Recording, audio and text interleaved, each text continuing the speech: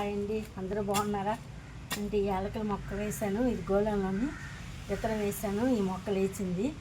ఇప్పుడు కింద వేస్తున్నాను ఈ మొక్కని.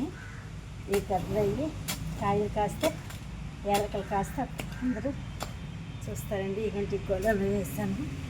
యాలకుల మొక్క లేచింది, విత్తనం వేసాను. 4-5 విత్తనాలు వేస్తే 2 మొక్కలు పుట్టాయి. ఇదండి ఇలాగే వేస్తున్నాను మట్టి. ఇది యాలకుల మొక్క అండి. వర్షం పడింది కదా, మెత్తగా వచ్చింది. ఈ యాలకుల మొక్క అండి.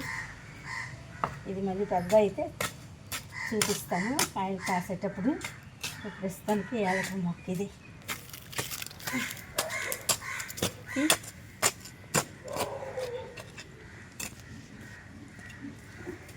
యాలకుల చెట్టు ఇది విత్తనాలు వేసానండి. 2 రోజులు నానబెట్టి 3వ రోజు వేస్తే మొక్క వారం రోజుల కల్లా మొక్క వచ్చింది. ఇప్పుడు ఈ మొక్క ఎలాగైంది నేను చూసుకోలేదు. మొన్న 2 రోజులు చూసేటప్పుడు ఆ మొక్క వేసింది అనుకున్నాను. వేసింది యాలకుల మొక్కది. చూడండి, ఈ గోళంలో వేసాను మట్టి. ఇతనికి ఏదైనా వేస్తాను.